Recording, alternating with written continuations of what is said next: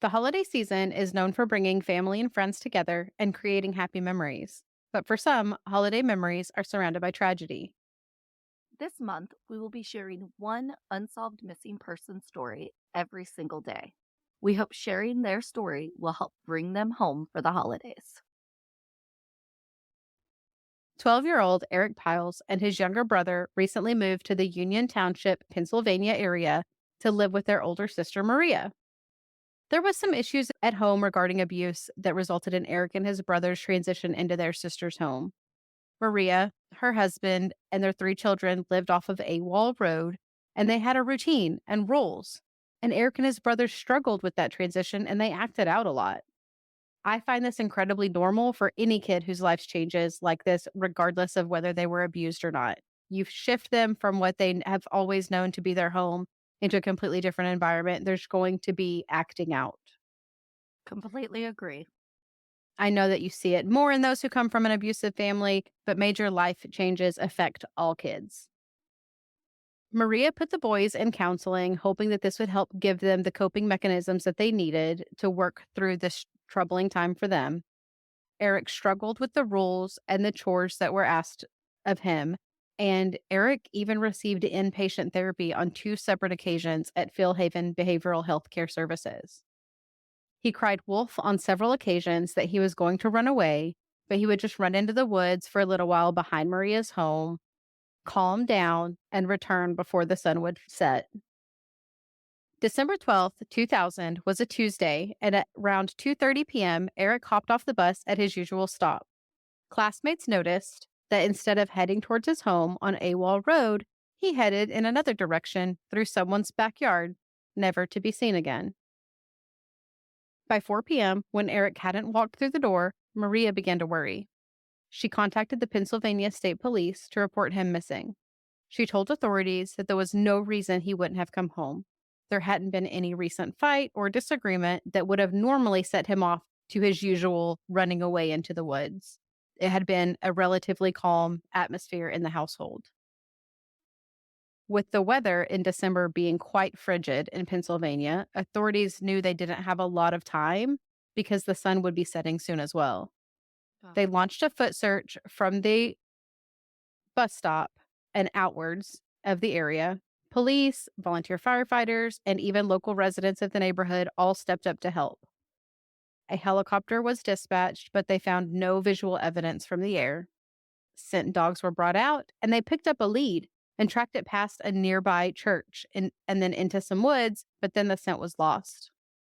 Hours passed with no sign of Eric, but the search continued overnight.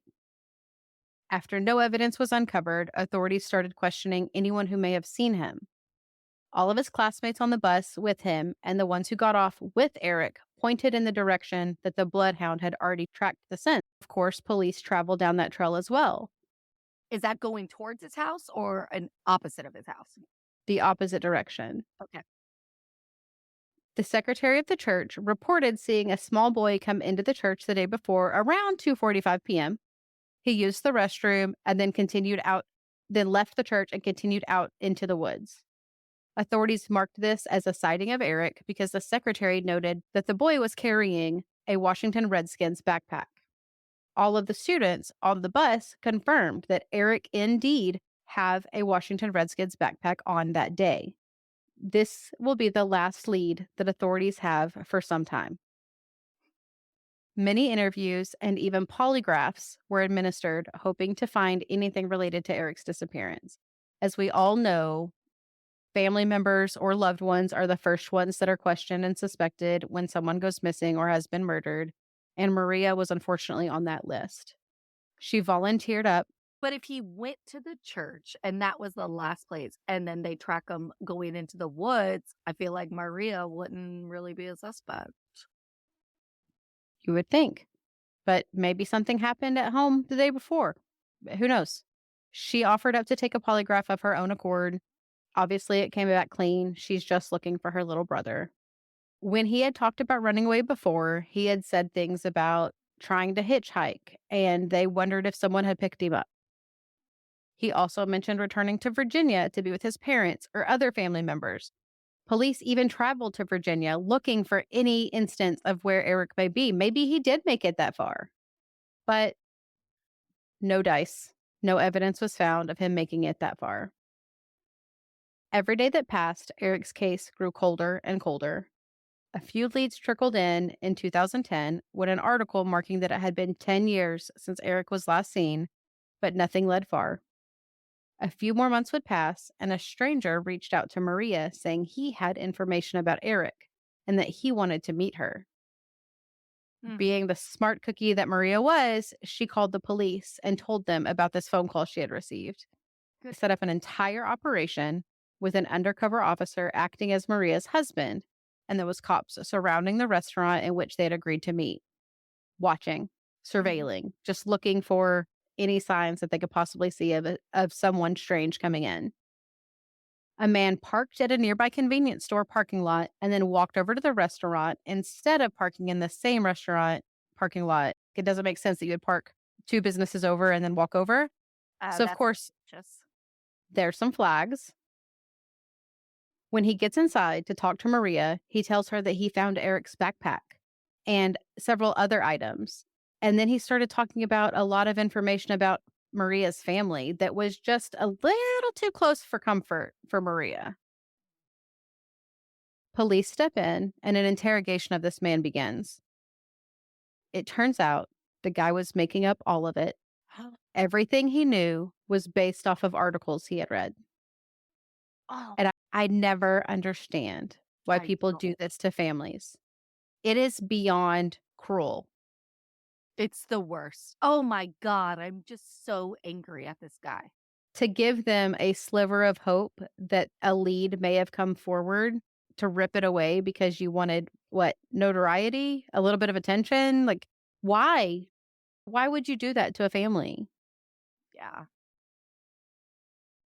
Again, Eric's case stalls until March of 2020 when a group of state troopers searched a wooded area along AWOL Road in hopes to find anything new. Nothing was found. Did they have a lead to this area? That's where he got off of the bus. So they thought, Oh, maybe we need to do another search. Maybe we can find a backpack this time. Maybe we can find any shred of evidence that will give us a little bit more information. Not a single piece was found. Law enforcement feels that even without the evidence that Eric was likely a victim of foul play. Eric's family is still seeking answers. If you know anything about the disappearance of Eric Pyles, please contact the Pennsylvania State Police at 717-865-2194. When Eric was last seen, he was described as being 4 foot 8 inches tall, 95 pounds, brownish blondish hair, like dirty blonde hair, brown eyes, wearing a gray sweatshirt with a deer on it, blue jeans, black sneakers, a blue flannel jacket, and was carrying a Washington Redskins backpack that has never been recovered. It has been 22 years. this is gonna sound really, I don't know, bad. Do they check everyone at the church? Like, who might have been there? I would hope, but I also this one has many rabbit holes that you could fall down into. There's a lot of theories out there. Wow. This one definitely we could do probably an entire Merlot files on. Hmm. Yeah. I hate it. I hate when the kids go missing without a sign. Something had Mhm. to have happened to them. Like, people do not disappear. Yeah. Wow. And it also makes me wonder about the environment. These woods in Pennsylvania, what kind of wildlife are there? What kind of, like, animal predation could be out there? Could he have happened upon a mountain lion? If he did, wouldn't they have found a backpack? I Or know, if I'm like, they would have found something of him. so to me, I feel that the chances are higher that he was picked up on the side of the road. Yeah. Or someone from the church saw him. Also that. We are learning every day that churches aren't always the sanctuaries that people think they are. Look at the stuff in Maryland. Exactly.